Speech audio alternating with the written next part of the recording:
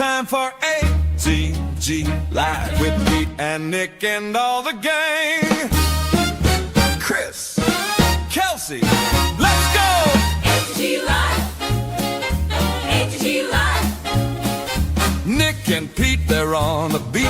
ATG Live. Kelsey's pushing buttons and flipping switches. ATG Live. Chris is in the back. ATG Live. Checking the facts. ATG Live. News, guests, and special features. ATG Live. The force is strong with this one. The show that gives you everything you need. ATG Live. If you can take it. ATG Live. The show you didn't know you needed. But now that you have it, you can't live without it. ATG Live.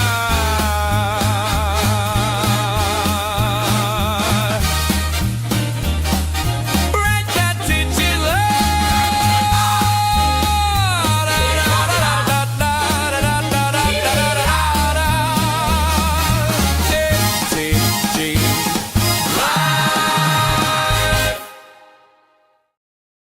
Whoa! Welcome to ATG Live, your Thursday night home for all things Star Wars and jazz music. Apparently, early 30s, maybe late 30s, early 40s. Good. Dance swing. Dancing with those one fingers up in the air. It does. You got to do that. You got to.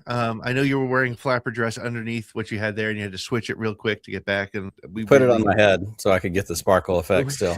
Absolutely. So, Nick, it's been a while, bro. How have you been? Where you been? What's happening? It's the holiday season, so I know things are a little bit nuts. Like I'm sorry, I'm checking. Jedi roaming the Jundland wastelands. I have just been out amongst the galaxy, dealing with life, dealing with work, dealing with not getting to hang out with my favorite people on Thursday night. But as a famous man once said, we're back, baby. And I'm here, and it's Thursday, and it's time for what we do. ATG Live. Like to do. That's right. Yes. ATG Live. Should we release that as a single and see what happens and see how many people?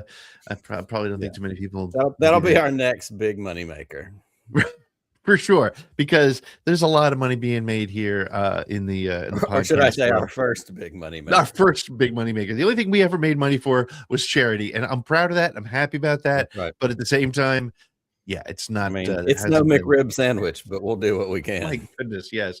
Well, hey, it is Thursday night. It has been a while. There's been a lot of Star Wars stuff going on. We're going to be joined shortly by our friend Greg Iwinski, who is an Emmy Award winning comedy writer. Hi, Ashley Diaz. And we're going to talk about the 10-year anniversary. Today is the day officially. Now, I know a lot of us saw it the night before because of the preview night or whatever.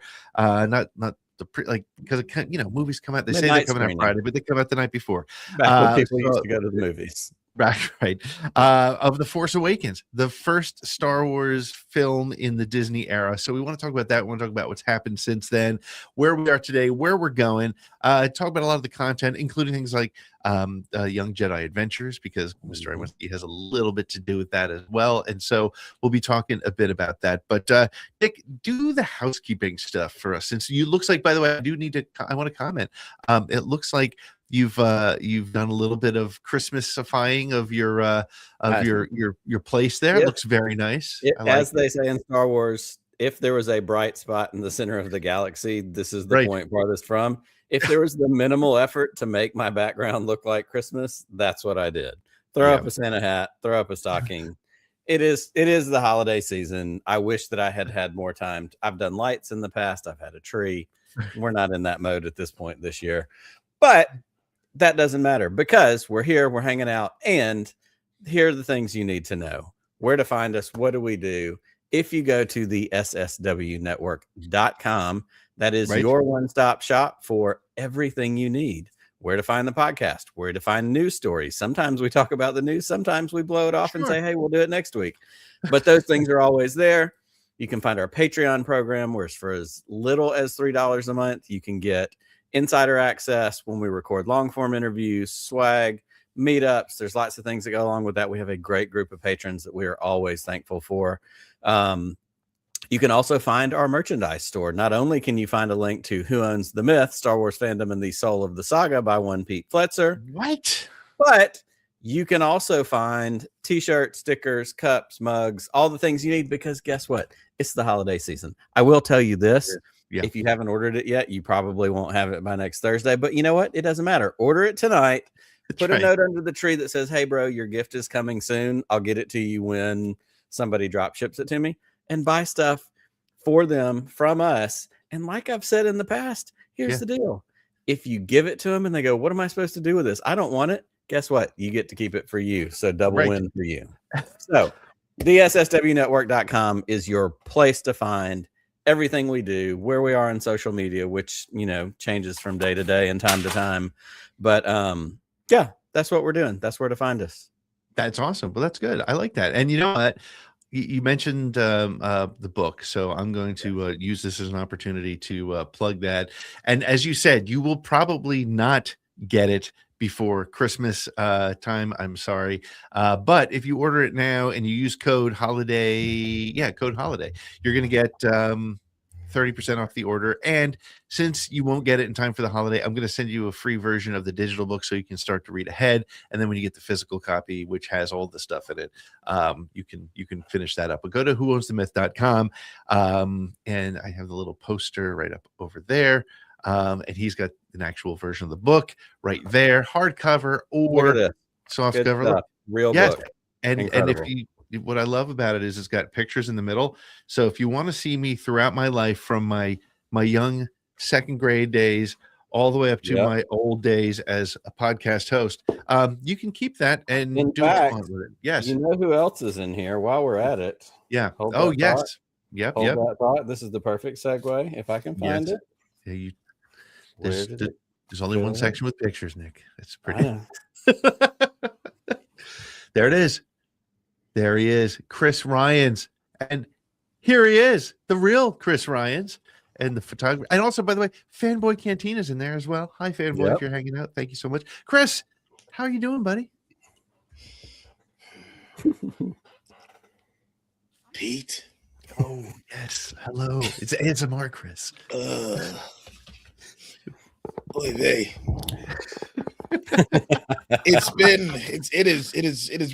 a bit since I've seen you guys. And and where's Kelsey? There she is. Hey friends. The gang's all here. Hey, no, Chris, I kind of like this like sexy raspy voice thing you got going though. Keep it going. Yeah, keep it going.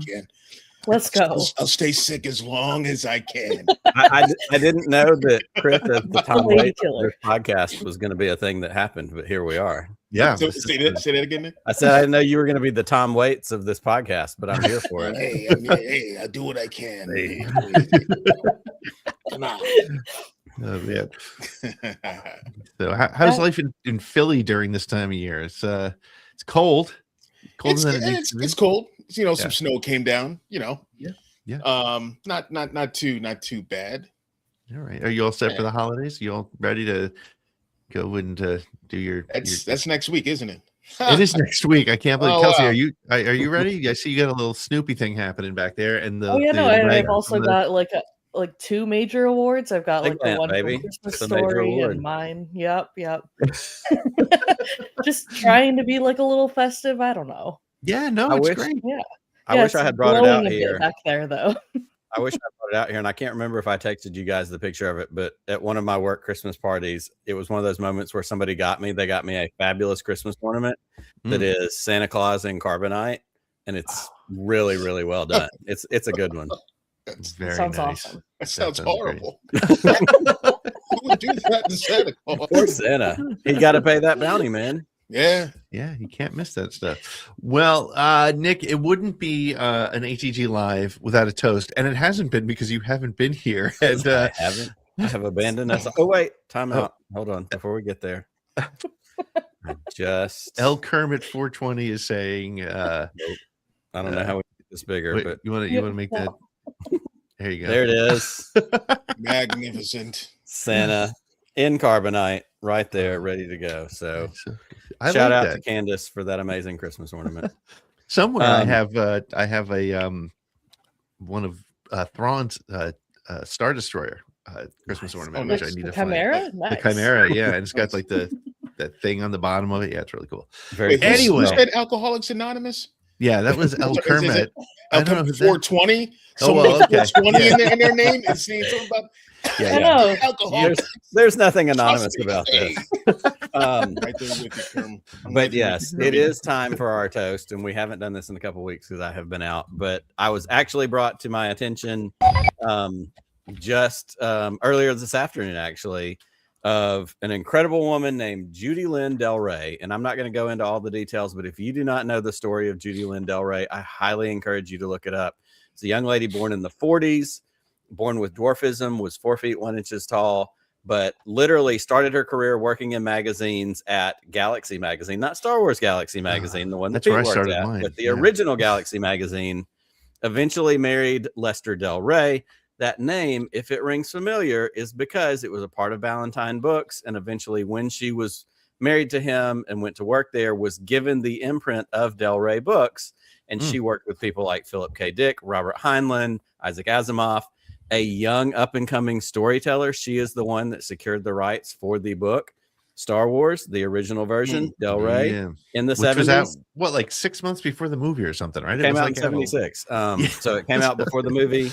Yeah. And it's such an incredible story. And a friend of mine just sent it to me earlier today. And it falls into that category like Ashley Boone Jr., who we have talked about before, who was the publicist, Black guy who worked during the 60s and 70s in the movie industry, little known, but was literally the driving force behind the publicity for Star Wars when Star Wars came out. So there are these amazing stories that we still hear about today of the unsung heroes of places like Star Wars and movies and books, and what Del Rey has meant to Star Wars, well beyond just that first book, all the EU books, all the things that we got through all those years. So tonight, as we come into the holidays, because this is new information and a story I'm excited to learn more about, I am raising our toast to the now deceased Judy Lynn Del Rey. She died in the 80s from I think it was a stroke. I don't remember, but too young, in her 40s.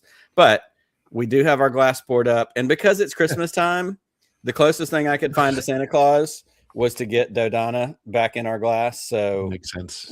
We've got Jan standing in for Santa Claus for the holidays. Santa Dodonna. So he's drowning right now. Right. That's right. To all of you who are watching, and especially to my 3 friends on the screen that I love spending time with every week, every other week, cheers, happy holidays, and happy Star Wars.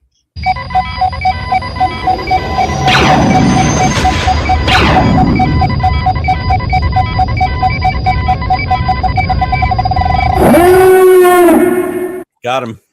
You did it. Weren't you worried about being rusty? Like, man. I was a little bit worried about being rusty, if I'm being honest. Yeah. Didn't miss a beat. Because contrary to what people may assume about me, I only chug beers when I'm on this podcast, not like every day of my life. Right. But the other days, stay in shape situation. The other days are brown liquor, which you don't chug in that same regard, right? Yeah. But I do store it in a really fancy Stormtrooper decanter, so you can't beat that. Yes. Well, yes, Frog, L Kermit 420. This might be Alcoholics Anonymous. Well, we're going to take a break, and when we come back, we're going to do a little bit of a roundtable conversation. We want to talk about what's been happening over the last 10 years. Today is happy birthday to The Force Awakens, so we want to talk a little bit about what has been happening in Star Wars for the last 10 years, where it's going, where it's been, sort of the state of things. And we were going to be watching the chat real close because we definitely want to hear what you have to say, because without this movie 10 years ago, we probably wouldn't be sitting here, whether you like that movie or not, whether you like that trilogy or not. Star Wars is here because of it. So let's take a real quick break, and when we come back, we'll be back with more ATG Live. 5 decades, one saga, the whole story. From author and podcaster Pete Fletzer, Who Owns the Myth, takes you on a mythic journey through fandom, storytelling, and the battle for the soul of the first great myth of the modern media age. Ryan Airy from Screen Crush says, Fletzer is the voice of a generation, a must-read for any Star Wars fan. And David Whiteley, filmmaker and broadcaster, calls it a love letter to Star Wars and its fans. Who Owns the Myth? Available now at Amazon and whoownsthemyth.com.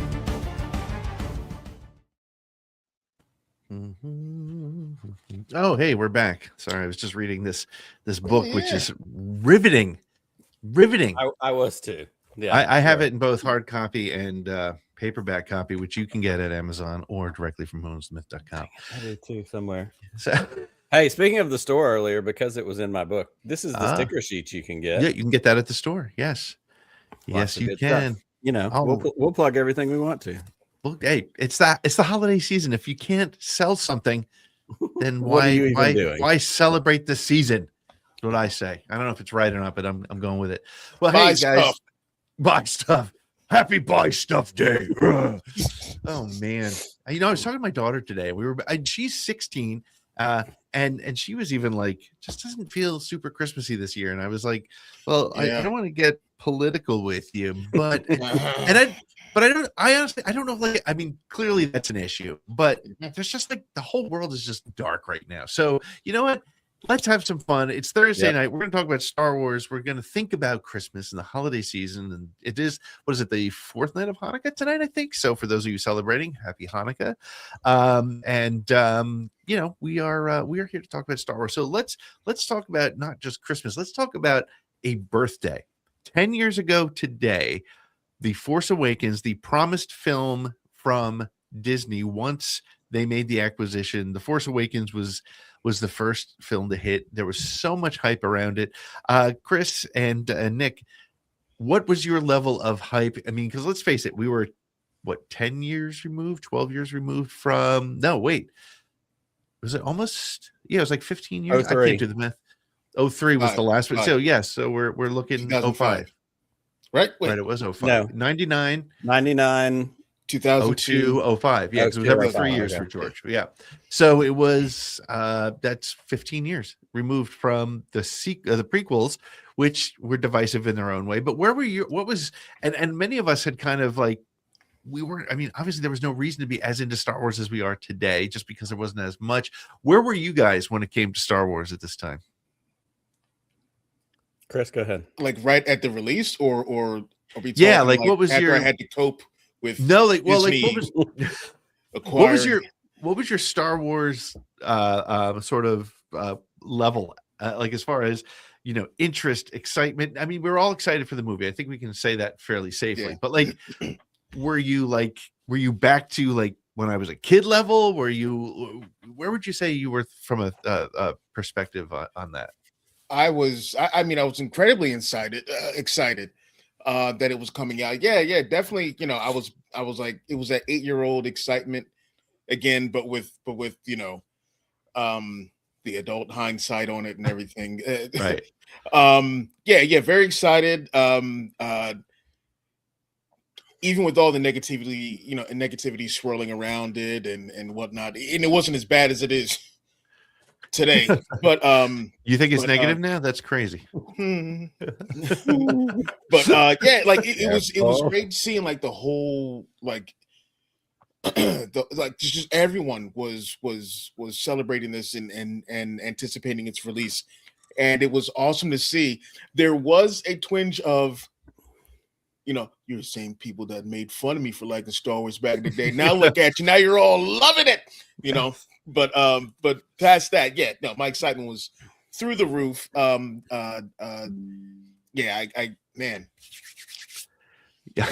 Yes, you were excited. And Nick, where were you when it came to all this at this point? I think I was at a stage in life. 10 years ago, I'm thinking about the ages of my kids. I'm thinking about all the adult crap that I had going on. Like, obviously we were post the prequels. I got married in 05. We've been married 20 years now. So when Revenge of the Sith came out, that was kind of that big. Actually, we got married in December of that year. So that came out right before I got married. So then to move 15 years down the line, I had 7-year-olds. I had a 3-year-old. Life was very much not really that much about Star Wars. It was much more about everything I had going. I still love Star Wars, was still connected to Star Wars, but in 2015, I was still 2 years shy of starting Podcast of the Wills, which I started in 2017. I went to that first celebration in 2017. So it was something that I loved. It was definitely not something I was engaged with to the level, certainly, that I am now. Right. the news of the Disney buyout, the news of, this is a movie. I remember when the trailer came out, I watched it in my car. I was at a meeting for work. And before I went into this meeting, I was like, oh, this trailer and I watched it on my phone, on the Bluetooth speakers in my 2001 Volkswagen Jetta that I was driving at the time. Right. Like it was this whole moment of what am I connected to? And so obviously I'm much more engaged in Star Wars than I am now, but the love was never left. It was just, you go through it's the same way it was when we got done with the original trilogy. And then we had to deal with, what is it going to, 16 years. Yeah. Was it going to take us till we get to the prequels? And, I would watch it. And usually at that point, it was, if it popped up on TBS, I was watching it. Like, it didn't matter what stage it was on. I'd sit down and watch it because it was on. Usually around the holidays, they'd run the marathons and that kind of stuff. But I was ready for it. I was excited for it. But I think in the day-to-day living of life, there was Clone Wars. When did Rebels come out?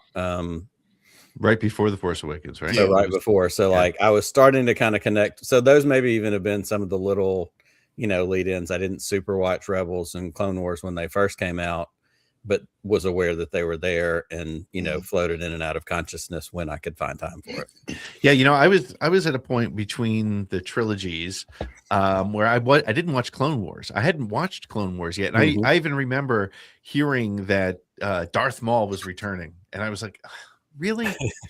And I'm so glad he did, because it turned out to be one of the best characters to ever grace the Star Wars saga, which I always felt. I mean, if any of you, either of you, ever checked out my the novelization of Phantom Menace that I did, which was long before I was just sort of playing around, but one of my objectives was to make Darth Maul a more fearsome, more driven character. But I was definitely in the Clone Wars. That's cartoons. I'm not going to watch it.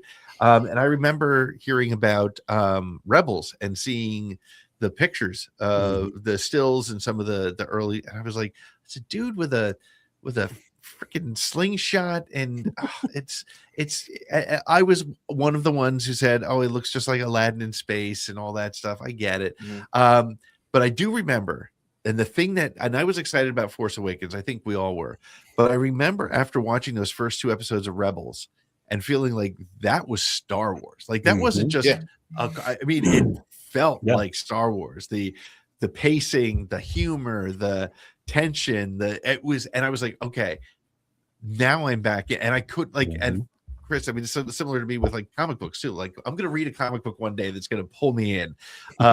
Maybe. But it's I was sucked in, and I was excited that Star Wars was back, and I couldn't wait to see what was going to happen with The Force Awakens. Do you feel at all, because this is a kind of a common question or a common thought, but do you feel like Disney felt some sort of pressure to have to, I'm going to say it, fix the prequels? And what I mean by that is, with the fans, right? Okay. So go on that, Chris. What do you think? You could tell from the start that it was, and I hate to use this because every time I've talked about the 10 years of Phantom Menace over the past week or so, it's all come down to me just complaining about certain things that have happened in that time. But when they first came out with it, it was like they pushed practical effects. It's going to be, people were saying it's going to be nothing like the prequels. Like, please believe us. And and it turns out that they were starting to alienate the generation that grew up with the prequels. And I think that was, it took them a while to get to that, to get to the point where, they were able to finally start showing respect to and expanding on the prequel era stuff. So when they brought out that one animatronic that thing from Jakku all hunched over and whatnot, doing the thing on his back. I was like, Baba Joe. I was like, come on, guys, we get it. We get it. Look, as long as it's good, I don't care how it's made. Practical effects, CGI, it's all just a different type of fake. Just make the movie. Well, and I think to your point as well, and something that I know has been discussed certainly plenty over the years, when we talk about, was this a makeup for the prequels? Was this, trying to heal some of those wounds? I think part of what we see in it is, and you can find a million videos on YouTube where they do the side-by-side comparisons. And I'm sure everybody on this screen has done a podcast or two where we've talked about how much The Force Awakens mirrors Star Wars in 1977 and how, it was formulaic. And I do think there's a lot of intention in that, because honestly, it was and you watched it and you went, yeah, this feels like Star Wars. And it drew old fans like us back in who may or may not have been mad about the prequels. And I think it bred familiarity, even if it was not like, hey, we're going to give you a same thing. To me, it felt like we're giving you something that feels enough like it to go, trust us again.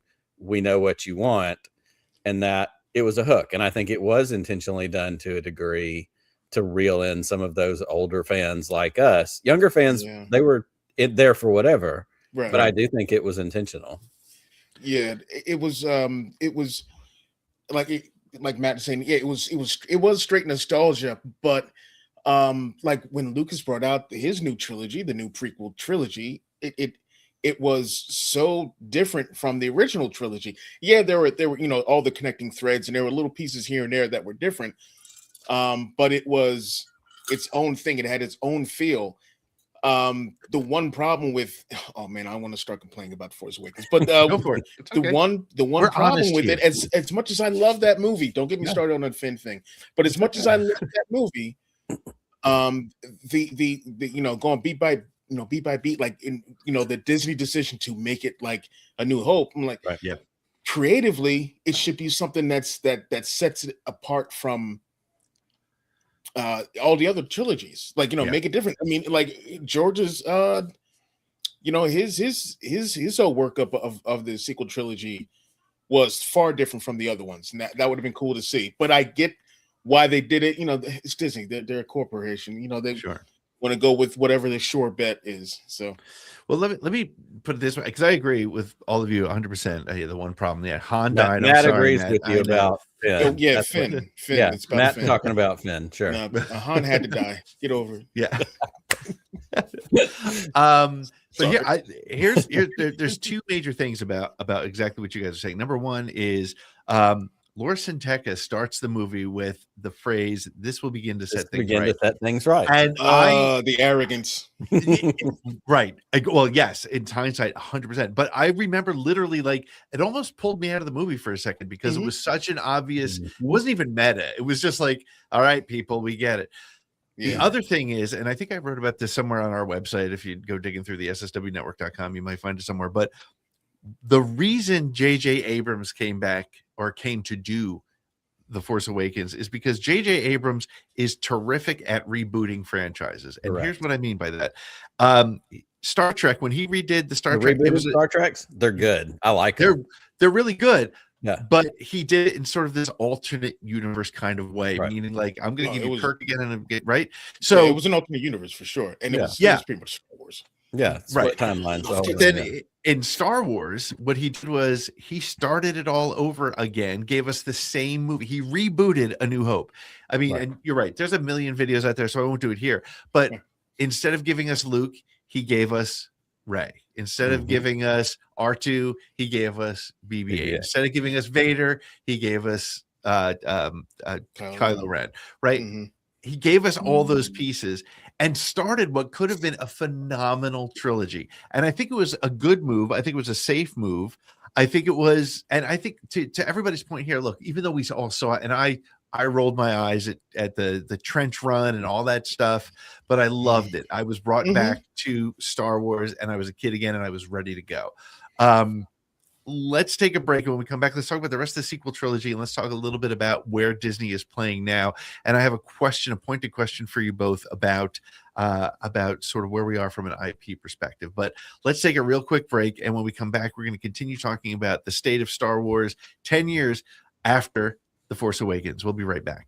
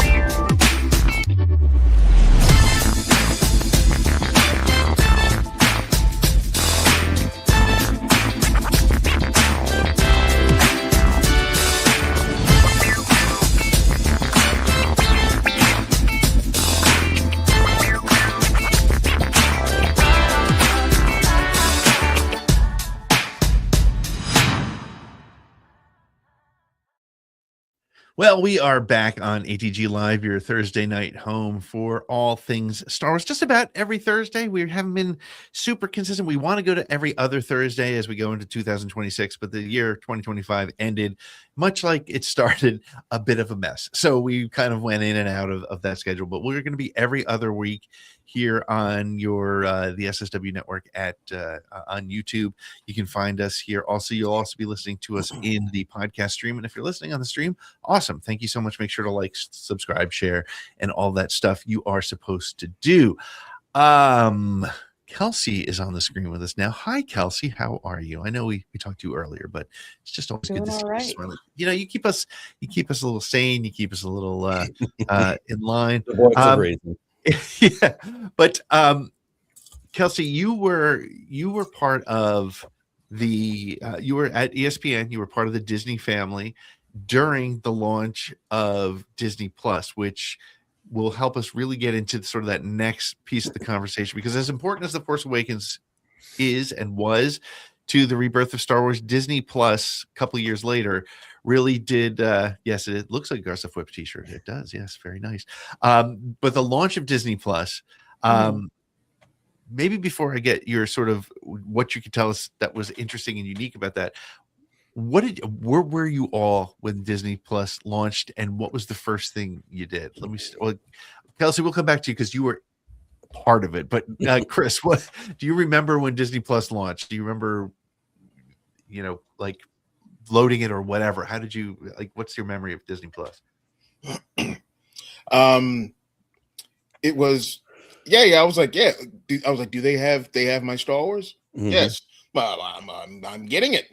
Like, it's just it's not a conversation here. That's simple. Like, oh, is that where it's at? Then that's where I will give you the money. Where's the slot to put in the money? You got me. Yeah. Yep. Nick, what about yourself? I mean, pretty much the same thing, and even a little bit more than that. Like, obviously we're at a different place with streaming platforms now, even than we were when Disney Plus launched. And there's so many other things, and who am I sharing passwords with, and who's giving me theirs while I'm doing whatever. But I will say the two things are the tease, and what got me in was there's a new thing happening, which was The Mandalorian. Right. I want to see whatever that is. Followed very, very closely behind it was all the other Star Wars I want to watch is going to be available digitally on demand whenever I want. Mm-hmm. Because I do have my physical media that I keep because I'm a collector. Like, I have VHS, I have Laserdisc, I have DVDs. Like, I have these things because I want to keep those. Yeah. But I'm a huge fan of digital shit that I can just pull up on demand, because if I have to have like a big office day and I want to put something on my phone in an earbud while I'm working, like, I'm a huge fan of stuff in the cloud stuff. So knowing all those things were available readily, that was huge. The other part of that, also in the same vein, was I also knew all the classic Disney stuff that I grew up with was also going to be there. Yeah. Yep. Robin Hood, Sword in the Stone, like the classics and the things that I loved and the things that I got to share with my kids. Like, it's all in one place. Sign me up. I don't care. Take my money. It was that thing. Take my money. Yep. Well, I remember it too. Like, I think I got up at 3 a.m. when it happened, because I didn't want to miss a thing, and downloaded it. And I remember watching. I started to bring it up, and once I knew it was loaded, and then I was like, my wife's still sleeping. She's gonna kill me if I start watching this. So I went downstairs and I was watching it there. But I think it was, and it was definitely. You said something which is so real, because I just was looking at it's that end of year thing that you need to do. You need looking at all the different streaming services. At that time, it was like, okay, I'm gonna have Netflix, I'm gonna have Disney, and I'm gonna have complete control over everything I want to watch. Right. And now I have Max and Discover and Paramount and Hulu and Peacock and Hulu's the one that's killing me, and it's only so I can watch Flyers games. So anyway, so Kelsey, you were at ESPN, you were in sort of the thick of things as that whole package was launching. Any interesting stories, anything that you recall yourself, or anything you want to share with us about that? Because I'm very curious, because it was such an interesting time too, because I think a lot of people were for the first time realizing that Disney owned ABC and ESPN and the movies and the Marvel and all this. They were like, holy crap. So Well, yeah, like what you're referring to, they call Disney Synergy, and I mean, you see it all the time on ESPN. I don't know if you noticed, they just did that game with like the Monsters Inc. thing. That's a Disney Synergy Yep. play. And so my main thing that I was put in charge of was like one of the big pieces that was supposed to drive people to Disney Plus from ESPN. It's just they try to use all of their different brands and like bring fans from, like, say, like if you're a fan of sports and you might have an interest in Star Wars, like, and you see like something run, it's like, okay, maybe I'll go check that out. So I think I've mentioned on here like multiple times, like my my synergy piece was actually like taking an athlete who was Gina Carano and tying it into the launch of Disney Plus because she was part of the Mandalorian. Yeah. And so I think like the coolest thing about like the Disney Plus launch was actually when I went to do the actual interviews for, like, I shot with Gina on, I want to say like a Thursday morning at like 4 a.m. in Disneyland in front of the Falcon. And then the next day they had like what was the premiere of like all of the original content that they were putting out for Disney Plus. They were doing like little snippets of that playing at a like there's a hotel in LA that has a theater actually in their lobby. And so upstairs they had rented out all of these rooms, and each room was where they were doing like a press junket. So the actors would be basically cycling through each like basically sitting down with each like media outlet for like 5 minutes to answer like a lot of the same questions. I think like, yeah, like, cause in the same room that we had like the Mandalorian people, next to it was there was a Jeff Goldblum original content. Right, I remember that show. Yeah, so like he was like in the next room over, and I was like, how do I get over into that one? But like it was just kind of crazy, like, because they were really trying to push a lot of the original content right away. And I think really the only thing that succeeded was The Mandalorian. And and like, even with that, like it fell off so quickly that like, I don't know that Disney like was sure like where that was going to go as far as like, I guess driving revenue from like the streaming service. Because it's like, yeah, it was subscriber based, and like once people watched all of The Mandalorian, some people just unsubscribed, and it's like, how do you keep people? Right. And yeah, so I think that was kind of like the interesting thing like that I saw like off the bat.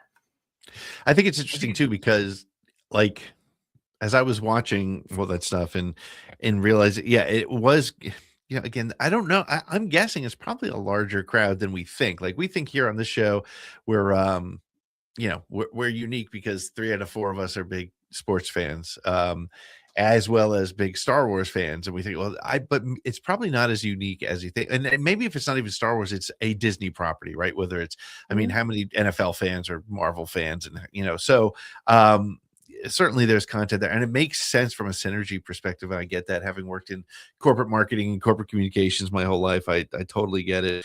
So I think that makes sense. And I think, as I was saying before, I think it's the first time everybody, because I remember there were some people I knew that were like, well, what does ESPN have to do with, Cinderella? I'm like, well, funny you should ask, because they're all, and then I think that was when people started going, oh, wait a minute, this is a big, ugly conglomeration. What's going on? They own everything I love. So, but it also was the beginning of sort of a bunch of new content creation. And I know writers hate when we call it content, and I'm not calling it content, but just to confirm that, I'm going to bring in Greg Iwinski.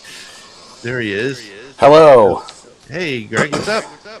Oh, oh, am I really loud? You're a little loud, and you got a little bit of an echo. Oh no, I don't know what I'm doing. It's okay. Okay, let me see. I jumped on last second, and now I'm like, I have no clue what I'm doing because I'm using the wrong headphones. And It's okay. Let me see. Hold on one sec. Hold on. Sorry. Okay. Let me try to fix this before I jump into. Okay. Do I still echo now? You're not echoing, and neither are we too much. Okay. Okay. Cool. Okay. I remember, this is a short version of a long story. Very sorry I'm late. Family thing That's all right. exploded. Everybody good. Good. I worked as a temp job before I was a television writer. I worked in I don't even remember what it's called. There's a Disney lot Right. that is just a copy of every toy they've ever made, or blanket, or merch. And they just have a hard copy of anything they've ever made in case they need to go back and reference it. So every Elsa blanket, every toy from Star Wars, and that was in 2015 as Force Awakens is rolling out. So I'm getting copies of toys before the movie's coming out. Oh, wow. Like, this is in the summer, and I'm like, I never heard of this guy, never heard of this person, and just like seeing all this stuff that I can't. Yeah, it might have been. I think it's the archive. I think I drove past it once, and I was like, "That's that nondescript building that's full of toys." And I will say, the people there were super nice. They let me take a bunch of stuff home that they didn't want. Like, I have this very old Doug RM Cars toy that they were just like, "Do you want this?" I was like, this is 2015. I was like, "I'll have kids one day, and they'll probably want it." Now I have a 7 and a 4-year-old. I'm like, "You can't touch it; it's old." Exactly. But I was there as Force Awakens was coming out, and what I really remember specifically is I'm on the loading dock, moving boxes, wrapping things, shipping things, whatever, listening to Aftermath, which is like my favorite books. which is like, this is the end of the expanded universe. We're giving you one book. We put all the mains on the cover looking old, so you know that it's the end. And I was listening to that audiobook as I'm working on the new Star Wars stuff. So I'm like, oh, this BB-8 droid, that's cool. Like, as that stuff's coming in. And it was a wild transition point for me as well, because that was me, living in LA, not writing TV. And by the time the last movie came out, I wrote the celebration speech for the introduction of Rise of Skywalker. So like, It was a huge journey over these 3 movies, from me just being like a temp in a warehouse to being like writing jokes about the Yuuzhan Vong or whatever for Steven. I think it was that he had Nogri bodyguards. That was it. But they just to clarify for anybody watching, Greg wrote on what Stephen Colbert did when the Rise of Skywalker trailer and all that stuff happened in Chicago at Celebration.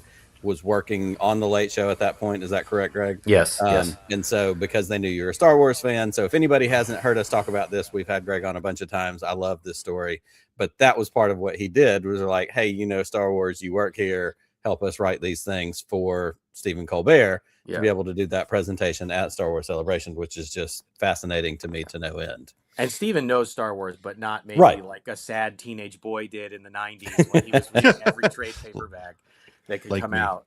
But that's when I think of Force Awakens, I think of like, that's my beginning, is when it was like the prequels where you were like, I'm getting toys and things that are no one knows, but these are new and they will matter. And these are these new, amazing, and seeing that was huge. And then it comes out, and I can remember ArcLight, the Cinerama Dome at the ArcLight in LA. Rest in peace. Please come back. Someone just friggin' buy it and open it. Fix it. It's like people. Yeah, people like movies. I don't know if you know this, but they're good movies. People know. And I remember it was because it was like ArcLight sitting there on the rail in that back section. Got the tickets like the microsecond they, and went with Cassie, went with my wife, and like as soon as the music hit, I started crying. I was just crying because I was like, I can't believe. And I remember when at the end when she asked me what I thought, I was like, and this is how I feel about a lot of Star Wars. I don't really care how it was. I care that I got to be in the galaxy for another 2 hours of my life. And then I went back and watched it again. I was like, well, I like this. I don't like that. I like that, like whatever. But I saw it a couple more times in the theater. But I just remember that dome was incredible. I think that was the one where this guy came from Australia and he's like, we put in brand new lenses that we ship. I brought them with me on the flight from Australia to make sure that the ArcLight screen is good enough for you. Wow. But yeah, that was Force Awakens, and then it opened up into a whole new world. Which I guess, sorry to monologue as I've burst in here. That's all right. But for me, you got to make up for time. is I think to me, that feels so long ago because of High Republic. Right. So like to me, you go, oh, the sequel trilogy. I'm like, oh, that's 2 things ago. Right. Like I wrote. We did 3 seasons of a High Republic show. Like Right. High Republic is, and now if High Republic is not done, it doesn't seem like it's done because I keep seeing all these people doing things, which I am quite willing to do. But so when I think of that, I'm like, that seems like old established canon now, where I'm like, those 3 movies, I'm like, okay, they're in. I've thought about them. We've all thought about what we do. Adam Driver's leaking things in weird ways to pressure studios. Don't know what's up with that. But it just seems like that thing. And it's crazy that it's only, I guess that's, to me, let me talk myself to a thesis. I can't believe that's only 10 years. Yeah. You know, I mean, you're right. Cause I even still think the prequels were 10 years ago. Right. In my head, just because of my age and the way like I grew through Star Wars and that sort of thing. But The Force Awakens is now 10 years old. Yeah. That makes no sense to me. Well, and it even almost, I'm sorry. It almost even begs the question in that 10 years. And this is something that I know we've talked about plenty of times before, but we got the sequel movies. We get all the things that are on Disney Plus. We've had multiple seasons of A Mandalorian. We've had more animation with Bad Batch and Clone Wars and, you know, whatever. We've gotten Ahsoka. We're going to come to Young Jedi Adventures, and none of these are bad things. Don't hear me wrong, but we've had an Acolyte. We've had Ahsoka. Like, there has been so much packed in for all of us who spent 15 years between OT and PT, and then the 15 years we spent between PT and ST. Like, it creates this almost, it's a whiplash. It's a moment of going, holy hell. Look, and like you said, Pete, like, I'm with you. Like, it feels like the prequels were 10 years ago and I was in college. No, that was almost 30 years ago at this point. Like, it is such a crazy perspective thing to look at. And even that's what you were saying too, Greg. Like, it's crazy to think for these period of time, we had 3 movies every 2 or 3 years. And then all of a sudden, look what we've packed into 10 years. Yeah, because I think if you look at, I don't know the exact, but if you look at 83 to 99, that any 10 years out of that versus the 10 years of 2050, it's a crazy amount of stuff. Like it's really, it's nuts. We were scraping for books, you know, every time Han Solo trilogy comes out, gotta get it. You know, Mandalorian armor comes out, gotta get it. All those nerdy things come out. Like you play Dark Forces over and over and over. See if there's a secret ending. All of it, you know. We all know. Yeah, it's interesting, and but I think with it being 10 years old, now you start to get to the point where you're like, okay, now it's settled enough that we know what fans, what do people love, what do they not like. You know, do you want to do a Zori Bliss show? I think that would be cool, but where is fan right now? Like these things from the movies, like what is his name? Not Baba Yaga, Babu Frick. That was a hit. You probably you would not have guessed that Babu Frick is like a thing that people who don't know Star Wars are like, that's a Babu Frick, right? Like that hits, BB-8 hits, this thing hits. So there's things that we know hit. Adam Driver hits. Like there's things that we know have juice that now 10 years later maybe we can go, okay, well what's. Because I always think about Aura Singh. They thought Aura Singh was going to be like it. Like, we've got toys, stuff. And then at the end, it's like, she's in the movie for 2 seconds. And that's it. Was there anything else? No. She was on the cover of one of the 2 Star Wars Insiders, or I wrote for Phantom Menace. Yep. Thereby telling fans she's going to be a big deal. And then it's like, and never existed. And then she became a line in the Solo movie. Isn't that the one where they're like, pushed Aura Singh off a cliff or whatever it was? Yeah. The end. Yeah. Well, that's it. And so I think you need that time. That's all. Yeah. But you bring up an interesting point about how much is going on and how much has been in there. And let me ask a question of the group. But actually, before we do, because it's directly related, for those who don't know, we mentioned it before when you've been on the show, but you've been a part of Young Jedi Adventures. The 3rd season has dropped, and has it dropped? Yes, and yes, it was tell us a little bit about what we can expect this season, and what was Greg Iwinski a part of this time around? I mean, Young Jedi was great. Our showrunner is Michael Olson, who worked on, he created Puppy Dog Pals. which is another show that kids love. That's great. And he's just worked on so many things. And he was great. He kept it. He made sure we had a room, that we were writing in a room as a team. He made sure that it was very Star Wars and Lucasfilm. And, you're doing a lot in that you're making a show. Lucasfilm nobody's ever made a preschool Star Wars show. Right. So we were the first run at it. And so it's a challenge because Star Wars is, the first movie is like a guy interrogating his daughter with like needle injections in the first 10 minutes. So it's, it can be dark. But it's really fun. And it's the story of these 8-year-old Jedi in the High Republic that get sent by Yoda to the way middle of nowhere on the galaxy. If you're looking, it's like somewhere around I-17 if you have the Star Wars map. Like Tanu is somewhere around there. It's near Tatooine, I think. And it's just this planet where they go with their master to learn how to be Jedi. And the first season was pretty standard. And the second, we did a full long-form story about Kai Brightstar, this 8-year-old Jedi.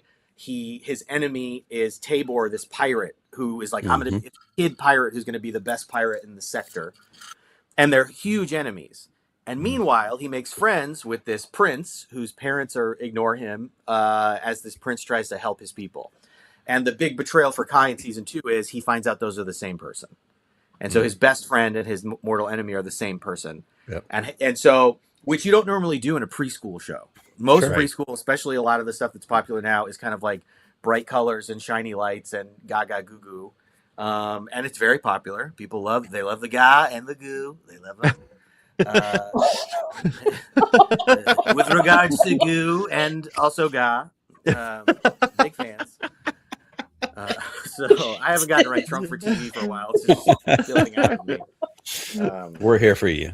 We're giving every clone trooper $66, 66 Imperial credits for every 66 credits. You're welcome. Where's it coming from? You don't know. You don't want to know.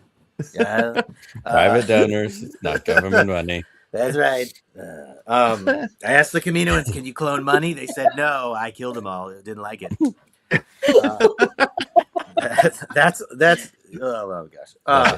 But so this is the person who was writing a show for 2 to 5-year-olds. But so we did a big long form story it was great, and we got to kind of have Tabor go on a journey and Kai and get to really drive into some things that were.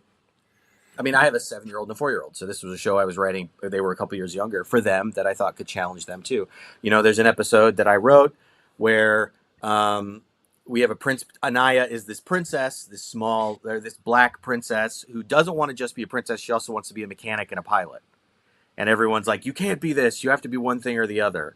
And we really get serious. There's a scene where she goes in and she's trying to buy parts for her ship. And the store owner is like refuses her service and is like, we don't serve people like you. We don't do princesses here, and she gets to, show him up and prove that she can do it. And, we do that. There's an episode, Kai has arachnophobia and he has to deal with his arachnophobia. I invented a new kind of spider, the crystal spider. It's very gross. It's very gross. It sounds gross. It looks gross. I wish I didn't do it, but I did. Lots of people ask me why I did it. I don't know.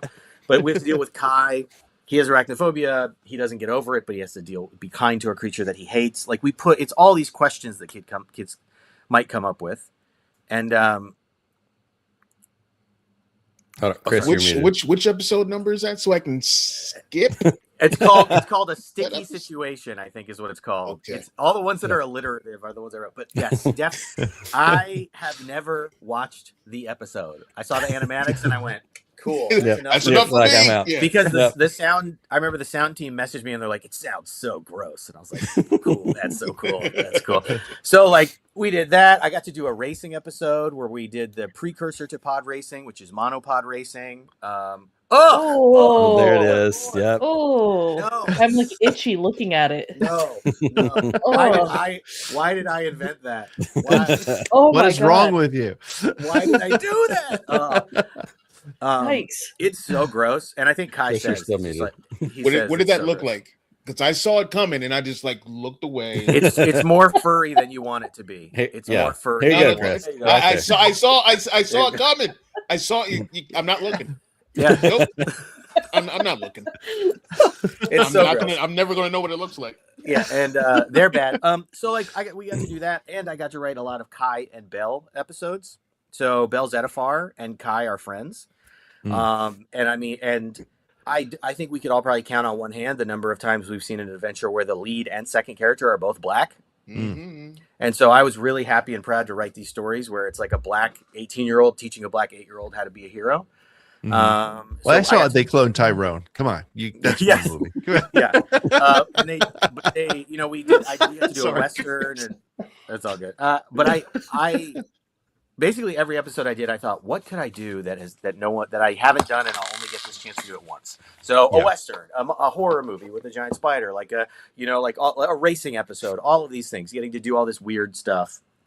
And and we also know great. that you were able to fold in the Kuwait shipyards as well. Oh yes, and the Kuwati exist in the High Republic. In the first season, there's a Kuwati guy that looks like in Feather Frenzy that is me as a Kuwati. Because I wanted to get in canon that they existed and that they were black. I'm just trying to put the stuff in here. So we did a bunch of that stuff, and then season 3 ended up because of how the industry is and a million things, but season 3 ended up being shortened, so we didn't end up producing every episode we had, but we wanted to finish the story strong. And I got to watch the finale with the crew in LA at the Sound that's Mix. awesome. That's awesome. I mean, they show this in the trailer, but it ends with a flash forward, and all of us were just weeping because it's like these children that you've been with for 3 years of your life, and then you see them at the end of the flash forward, you see them as Padawans with their Jedi masters, and it's like, oh, they lived. I mean, because I told Charles Soule, I was like, if you kill Bells at the far last book, I'm gonna bleeping kill you. Well, but they get the need books. to They're out of your control. I was so worried for those kids with everything going on in the High Republic stories. I was like, man, how are they going to make it out of here? Because we had loaded in Greatstorm in season 1, and like me and I was talking to Matt Martin about it, where I'm like, so we're just not mentioning that like he's tortured to death. We're just Bell shows up and he's like, I'm good. Nothing traumatic happened to me. So we just kind of push that part aside to be explored later in a different show. But yeah, it was great. So season 3 is an ending where we get to see them come together. There's a new bad guy, Wreck, who corrupts droids to try to make them his friends. But we have lightsaber battles and all sorts of stuff. And I will say this, because I am very proud that I was, myself and Katie, this other writer, at the end of the series, were thought of and were able to get in that by the end of the show, Kai is a dual lightsaber wielding Jedi. Cool. Which I thought is like, because you don't see that many of them, and you don't see like, you see the double and whatever, but to have the 2, I know Asajj does it, and I know some other people, but to be a Jedi who's got 2, and he gets to have 2 and fight with them, and it's like, it's very cool. But it's a great show, and it's just great, and I think it is great. My kids love it because they're sucking up to me, but they have to. It's Christmas, and also I've put them in it so much. They are also out of self-interest, they like it. But I hope people watch it and they love it. I know it's obviously like we're not like some of the other shows blowing up everywhere and having toys out the wazoo. But the nice thing about Star Wars is people can always come around to it and find it in their own time. Yeah. But it's a very Star Wars story, and that I think that it's a story that feels, as you watch it, especially you watch the last season, it feels very Lucasfilm, and that we worked really closely with Lucasfilm to make sure that the story was, like we used the Force theme one time. And when we use it, you will have goosebumps and go, oh, that's Star Wars. Like it hits you and you're like, oh, So it's I love the show so much. The team on it, the animation team, everybody, it's a great show. It's great, and it's out there, and everybody should watch it. Well, I haven't started watching the 3rd season yet, as you can tell, because I didn't realize. I thought it was out, but I wasn't 100% sure. I haven't started watching. But it's one of those things, and this is the cool thing about Star Wars in general. I mean, Clone Wars I didn't watch because I was like, it's a cartoon, and now it's some of the best storytelling. And this is, look, you got 20 minutes, then you want to fill it with some Star Wars that you haven't seen. To your point, it doesn't matter that it's 8-year-olds or what. It's in the Star Wars universe. It's telling a Star Wars story. Yes, it's kid friendly, but it's still a Star Wars story. And I think that's one of the great things. And I think that's one of the things that Disney has done well in these 10 years is nothing they've released. I'm going to say that very broadly, and I'm curious if I'm missing anything, but nothing they've released hasn't felt Star Wars, right? Which is, we've questioned on the show for years and years, even before a lot of, early on in the podcast. And it used to be one of my 10 questions on the Around the Galaxy podcast was, what makes something Star Wars? And it's impossible to say what it is because I don't think we know. But even with those, Puppy Patrol kind of concepts, if you will, right? It's still Star Wars. It's like it was my big fear about Rebels as well. I didn't think Rebels was going to feel Star Wars, and it's some of the best Star Wars ever created. So, again, whether you have an 8-year-old at home or not, you should check it out. I mean, it's a really fun show, and it's fun Star Wars, which we need more of, I guess. Yeah, I believe it's also the only show on Disney Junior that has characters hitting each other with sticks.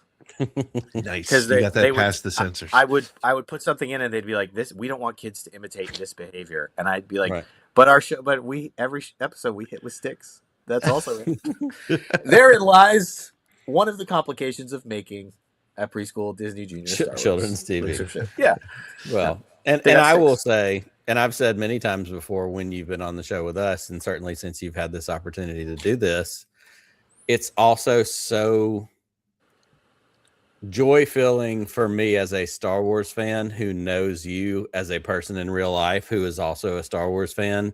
We've gotten to know you through this show. We got to hang out in Anaheim. We went to the bar for the pink milk party. We sat on the back porch of the Hilton and hung out with Jason Fry. Like, we've spent time together as Star Wars fans and friends, but to go, that's one of us doing that thing we all wish we could do. And like that to me has its own special connection. And like you said, you're writing you into it. You're writing your kids into it. You're writing who you are as a person, as a Black man into it.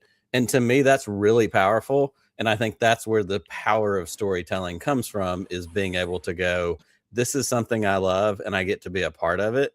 And like, yeah, we're going to appease the censors. We're going to do the things that need to happen for a kid show or what Disney wants or what the story group says. But at the end of the day, the soul of it comes from you as a person. And I'm just thrilled that this is an opportunity that you've gotten to have, and we get to know you because of that. Well, I fully expect there to be in your next Star Wars project a podcast with some old guys in it who just. Well, I tell you what, so the Yuck Nub guys, we've talked about this. I've pitched to Bo more than once. We need Perrin Firtha needs to have the late night show, and you guys could be his little Gutfeld crew. Nice. Yeah. When he's just like, oh, Perrin is Gutfeld. Right? I made that graphic one time. Yeah. Yes, I showed that graphic. Yes, it's we need some of that. We need some of the guys just talking, being like, what cloning is bad? Who cares? Well, and for those of you that are, never mind, I won't get into my sports equal equator for that one, but I have one. Just betting on pod racing. He's a college football guy that drives me crazy. I can't handle him anymore. Who is the Lane Kiffin of the Star Wars universe? No, it's Pat McAfee. I can't handle Pat McAfee. The Pat McAfee. Oh, well. My God. Most people in Star Wars can read, so they're not going to be Pat McAfee. I would say Hondo maybe is Lane Kiffin. I don't know. Yeah. That's a good one. That's a good one. Also, I feel like I would be remiss. I'm sorry, Pete. No, go for it. I would be remiss because there is not, and I'm going to make this bold statement, there's not another Star Wars podcast live stream thing that's happening anywhere on the internet. There's 5 people on this screen. There are 3 Emmy Awards on this screen right now. That's right. I need people to realize we're in rarefied air here. Oh, I see it. Kelsey's got an Emmy.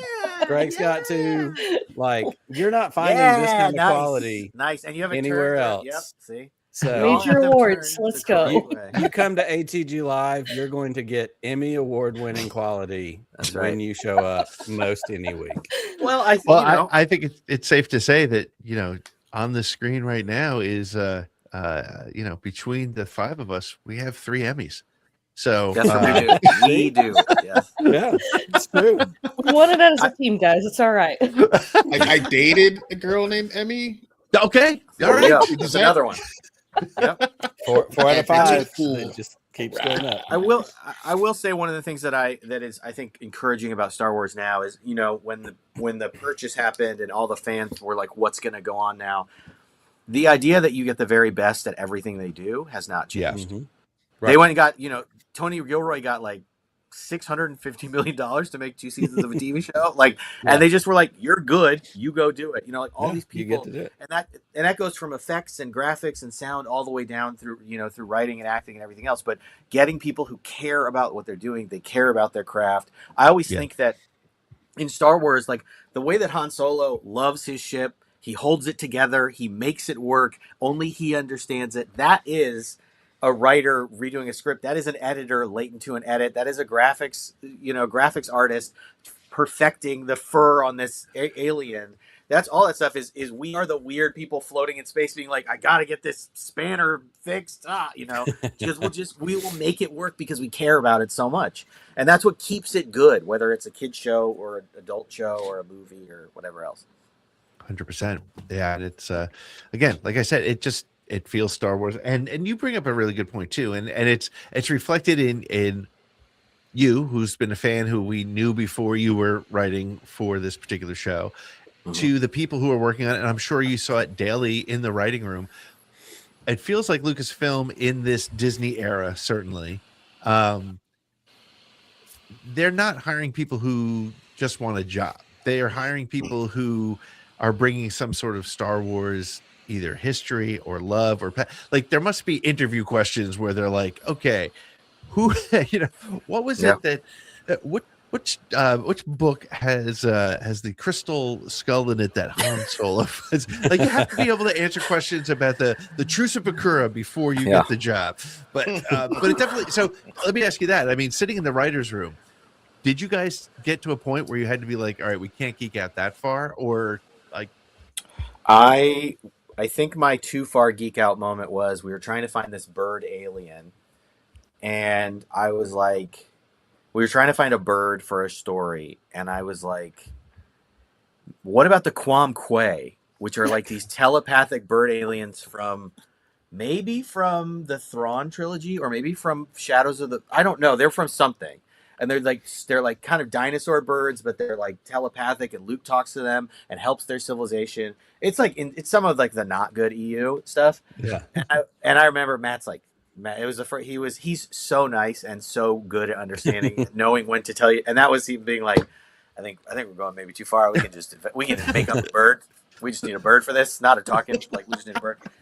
So I think it is that, you know, like obviously the story group people care so deeply, and the thing is, no one is cynical about Star Wars. I know that there are people outside, and I think we're part of a very big community that also is not cynical about it. But nobody in there is like, well, just do this, or who cares, or it's all treated. It's all treated with respect and treated with care and treated like it's a real place, so that when we are telling those stories, you know, like we do care. It wasn't the original Thrawn trilogy. It was Spectre of the Past, Vision of the Future, the other Thrawn novels, where they are. Wikipedia confirmed. Thank you. The Quam Quay, and they the Quam Ja and the Quam K. Yes, the two different. There were two. I'm like, it was like it was a C.S. Lewis spin-off series that then got sucked in. I feel it was truly wild, and so that like. But it was fun because, you know, I would try to annoy Matt, as I'm sure everybody does, to be like, well, do you know this? Do you know this? Do you this? Oh, so That's but great. No, to speak to what you're saying, no, it's everybody loves it, and everybody loves not just, I like this character, I like this story, whatever. It's that Star Wars these are our stories. You know, I look at Luke Skywalker and I'm like, I was adopted and I grew up in the desert. I'm Luke Skywalker. Right. But somebody else who grew up in the forest with their birth parents is still like, I'm Luke Skywalker, I'm Leia, I'm Han. And so we all see ourselves in these stories, and that gives us the freedom to then run with it when we get the chance. Well, and I've always thought, and Greg, I'd certainly love your input on this, and Kelsey, even you too, you know, your connections working at ESPN and Disney and that kind of stuff. I have said for a long time, certainly since the buyout, that I feel like there's a head and a heart situation going on. And I feel like Disney is the head and Lucasfilm is the heart. And when we talk about what kind of stories we get, like Lucasfilm is still the entity within Disney, the bigger organization. And Greg, I'm certainly not trying to, get you in trouble, make you say anything that's going to cause a problem. But I do feel like sometimes the business decision side is the Disney side. And whether it's Acolyte and how much it cost, or whether it's Skeleton Crew and it was fun, but we're not spending that money again. But then we have, at the same time, like, we're going to keep pushing for diversity, which is the Lucasfilm side, which is we're going to be edgy side. We're going to do things different. We're going to go from the OT to the PT. We're going to try different things. And I do think that there's an element of that exists over the course of these last 10 years. And I think sometimes Lucasfilm as the heart is battling Disney, which is the head, which is more numbers and some of that kind of stuff. If anybody has feedback, I'd love to hear it. If not, Kelsey's got something. Yeah, no, I'm cool, like, jumping in. I feel like you're spot on there, because I feel like Dave Filoni loves Star Wars more than, like, anyone other than George Lucas. And, like, I feel like if he had his way, that we'd have so much more. And I think, like, especially, like, where they're going, like, I almost think that he loves it so much that they're like kind of like spreading things too thin, because, like, I do like when they're like a little bit reeled back, and like Dave Filoni's able to like really put the care into like a lot of the projects, and he can go through and like fact check things and be like, give his input. But yeah, I feel like it definitely, I feel like it is that way. Like, the heart is definitely Lucasfilm, and like Dave Filoni cares so much, and like Disney is more about the dollar amount. Sure. Yeah. I would say that I think two thoughts on that, neither of which are really going to address what you said. That's fine. But one is we are in a counterfactual, in that, like, what would Lucasfilm have done in 10 years if it had stayed independent? We have no idea. Would we have liked it? Would we have not? Would it have worked? Would someone else have bought it 5 years in? We don't know. So it's hard to balance it against nothing. But the other thing is, I think that because it gets so much attention, Star Wars shows are susceptible to the same trends, good and bad, in television that we have seen over the last decade as everyone else. And especially when we talk about TV, remembering that it's 2 or 3 years out. So, like, when you think about, the strike and this and da-da-da, well, yeah, shows that got greenlit in, 2023 are coming out now, right? Like, the way that moves, there are shows like that are, everything is so far behind that a show that's getting picked up now, you're going to see it in 2027 or 8, and you don't know where it's going to be. So the schedule on your TV doesn't really reflect where the industry is. So then when you were seeing these Star Wars shows, for good or bad, whether people like them or not, or it worked or not, I'm not really, that's like a whole chapter of my brain I don't need to unlock. But the idea of short seasons, stretched out movies, long episodes, dumped all at once, all of those weren't Star Wars decisions. They were TV decisions that and even the idea of going, we're going to be prestige. If you could imagine a world where every show looks normal and Star Wars comes out and says, alone, we're going to look like movies because we're Star Wars. We don't know if that would have happened, because every show, even ones, I heard it from somebody in the Directors Guild, where they said every show looks expensive, but not every show is written expensive. That's true. And that's the era that we're in, where it all looks amazing, even if what you're saying makes no sense. And that's across all of this era of TV. So I just think for Star Wars, it through the luck of the draw, it happened to put all this TV out right at a time where we were making a TV model that now, in retrospect, TV is saying they don't want to do because it doesn't work and doesn't make them money. And so now you think, well, what happens in the next go round when everyone has seen that The Pit, which had one set, shot practically, wrote episodes while they were shooting with a writer's room on set, like we were saying we needed in the strike, and is going to have a new season out in 2 months, because they're constantly writing and they can turn around new episodes every year. These are all things we said needed to happen, blah, blah, blah. We're right, haha. But in that sense, that's coming out. I mean, The Pit had 11 million people watch the finale in the first 24 hours. That kind of number is insane. No Right. show that you're hearing about in like that's getting Emmys buzz is getting that, other than it, which won the Emmy. But like shows are not getting that buzz. They're not getting that kind of viewership. And then I think about a show like, sorry for my little TV rant, like High Potential with Caitlin Olsen. Mm-hmm. One of the episodes of High Potential in there, and this is, I'm very TV, which is live plus 7, so the show plus a week, had 15 million people watch it. That's almost an NFL football game. That's a crazy number of people. So it's out there to say that the kind of TV that we've always been making, people are also still watching. And now that these big names and people have swung back going, oh, the way we can make money is putting out a show a week, having commercials, having ad rates, blah, blah, blah. Well, now that that's kind of reset, there's a new question, which is, what does a Star Wars show with commercials look like? Yep. You know, those kinds of questions. What is a weekly Sure. drop? What is a 20-episode season? So you can't really spend that much money. You know, like, what do these And we things don't look do like? that anymore. Like, we don't get Matt made jokes about The West Wing. He said, that's my favorite show of all time, and I talk about it all the time. West Wing was 22 episodes a season for 7 seasons. We don't get that anymore. Like, we don't do anything that is that long, that significant. And I wonder, and this is going to be the most basic, dumb guy question, but I'll throw it to you, Greg, because you're the TV guy. Like, we don't have 3 networks anymore. Like, we have 25 soon we're gonna have 3 networks because they're all right. buying Well, each other. yeah, So- They're all owned by the 'cause same place everybody's- anyway, You're gonna right? have- It's yeah, like you'll have super Netflix, conferences in college football. Amazon. But Yeah. at this point, everything is so spread out. So where are the eyes going? Like, if you had a prestige TV show that actually was on ABC proper, that was a Star Wars TV show, would it land differently than if you can get this on you can get this on Disney Plus, you can get this thing on Hulu, you can get this thing on wherever? Like, the options, like, are we, I'm not in the industry, but like, are the views and all of that being so watered down because, oh yeah, I like these things. I'm a Paramount Plus guy. You're a Peacock guy. You're a HBO guy. Like, there has to be an element of that in there. And I know that's kind of a dumb way to approach it, but But but most of the shows that are cultural hits right now are like, you think about like The Pit. It's on HBO.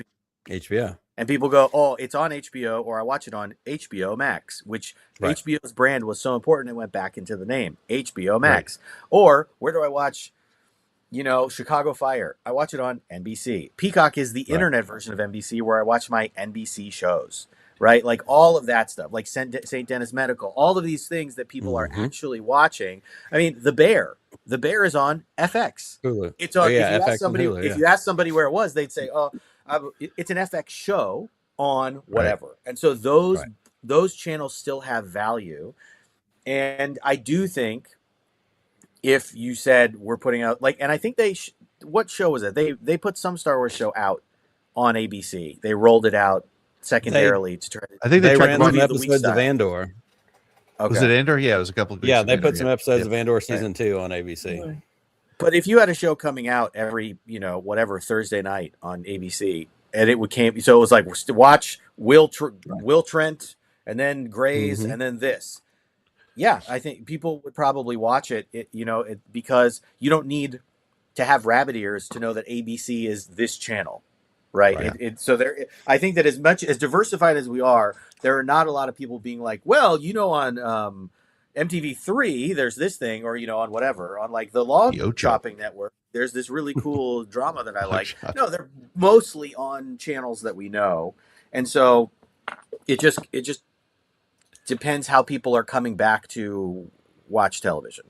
Everyone it's funny has though their too, because theory, and we could do this for days, because I look at it and I think about, like, my kids are like, that's on Hulu, right? And it's the basketball game my son wants to watch. It's a TV show my wife is still watching. It's it's on Hulu, and that's everything, right? And so it's I think we are getting back to the 3 networks at one point. It's just going to be pick and choose instead of wait for every Thursday night or whatever. So, and I mean, if I was honest, I would say I think that what happens, especially if by all statistical measures, if there is a swing back from the 70% of America that's displeased right now with the way the country's moving, and we have a different, more pro-union, more regulation government, I think what you'll end up with is like a YouTube TV or a Hulu or something like that, and you'll have a cable package essentially, because it'll be like, well, I pay for YouTube TV, and then it's another $5 for Netflix, another $5 for this, and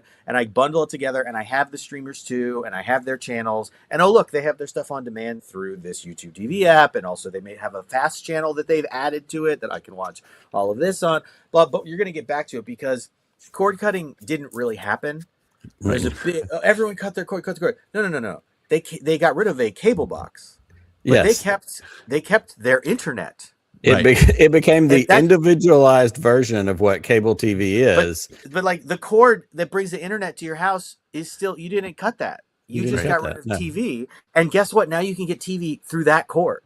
So you're just, we're coming back around to a situation where it's like just using a different box now. Because I think about like the stuff that people say that they're watching on TV from YouTube TV. I mean, most of YouTube TV's viewership is on a TV. Right. Right. And so that's something where someone's still sitting down, picking up the clicker and going over to YouTube TV. In my house. Watching I mean, I watch ESPN on YouTube TV. They had a big showdown. I didn't have it for a couple of weeks. Yeah.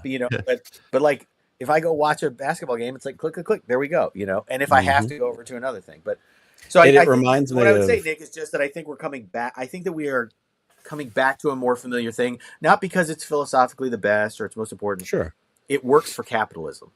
Right. The smart capitalist way Where to make money off television is to get eyeballs and charge a company for the eyeballs. Like when YouTube says, oh, we're going to have the Oscars in 2029. My first question is, I would like to see your ad rates versus ABC because I do not believe you can charge Clorox bleach the same for your YouTube Oscars as you can for ABC. If you can, that'd be great. Well, let me know. I would love to see it. But I don't think that the audience is there because the proof will be in the money pudding. Yeah. And it's fascinating. It's fascinating because it reminds me of, and I read this book years ago, and for all the sports fans that are watching or with us, there's the ESPN book. Those guys have all the fun, and it's the history of ESPN and like how it started and where it came from. And there's a lot of that conversation in about the early days of cable television and how it was set up to be something that was ESPN as a channel was sold to networks and providers, whether it was Spectrum or, Knology or whoever your cable provider was. And just like like you said, we're circling back to a new version of the same thing, centralizing it, bringing it back. And as a college football fan and an SEC guy, we're ended up with 3 super conferences. That's what's happening. Everybody's going to end up in one of these 3 places. And that doesn't have to be like that because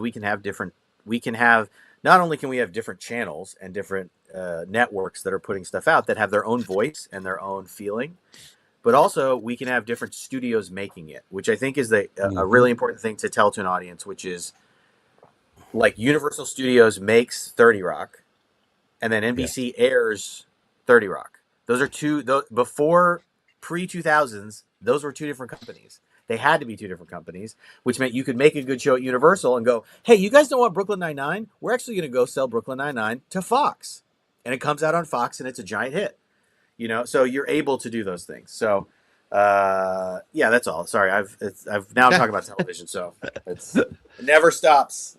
That's we're going to do that again soon because this fascinates me. Like we need a whole separate talking thing about Teve. That. We're talking Teve. Well, we started talking about a movie that came out 10 years ago, and we finished talking about TV. Which, what does that tell you? I think it tells you where we're going from a direction. And as you said, Greg, people do still love movies. The Mandalorian and I can't even say Mandalorian. The Mandalorian and Grogu comes out next year. We know more about Starfighter somehow. Yeah! Very excited. Lots more to talk about, but it is the end of the year, so we will not be back on ATG Live until after the first of the year. We're off next week because it's Christmas, and then the week after that is New Year's. So this January team 8th is what we're looking at. Is taking time off, and we'll be back on January 8th. And Greg, maybe we'll have you back on shortly into the new year because I would love to continue this TV conversation. This is actually very cool. And I think it's very relevant because I still have other questions I want to talk about, content or sandbox versus mythology, and let's dig into it. Let's set something up for soon after the new year. What have you been working on, Greg? Where can people follow you still and see what you've been, what you're up to, or what you're going to be up to next? The one thing I can announce is I did a show last spring at the Austin TV Festival. We did a late night show. We make a live. Me and a team of writers and performers make a live late night show that is taped at the ATX TV Festival at the end of May. And we did it last year with George Wallace and Bo Willimon. And they invited us back. So we're going to do another one that's hopefully bigger and stupider is my plan. It's my official goal. Doing that. And then other than that, writing scripts that no one will ever see, but I'll send them out to the internet. That kind of stuff. I wrote a spec for episode 8. I hope they make it. That kind of stuff. I'm late. Oh no. Yeah. It's all right. Well, we'll always love having you on talking, but you give us an insight that I don't think anybody's getting anywhere else, which I think is really, really cool. Nick, Kelsey, Chris, Greg, happy holidays, my friends. Yes, and thank you so much indeed. for hanging Happy out holidays. with us. And I got you. Hey, happy Star Wars. And 26 is going to be a good year. And go watch Young Jedi Adventures right Please. now. Again, you got some time. They're easy, bite-sized shows, and they're fun as hell. And this guy right here was He one of wrote the 'em. writers. So His it's name in the awesome. teal letters in the credits. That's right. How awesome. We're so happy for you, man. So we will be back on January 8th, and we will I'm gonna have to change all the copyright stuff before then. I got a couple of weeks to do all that. But Chris, Nick, Kelsey, Greg, may the force be with you. Always. And with your spirit. Just one more round, friend, then homeward bound, friend. Don't forget me in your dreams. Just one more song, friend, and then so long, friend. The nights get shorter, it seems. Just one more rhyme, friend. Yes, it's a crime, friend. But you know time, friend. Time can fly. So it's good night, friend. Good night, but not goodbye.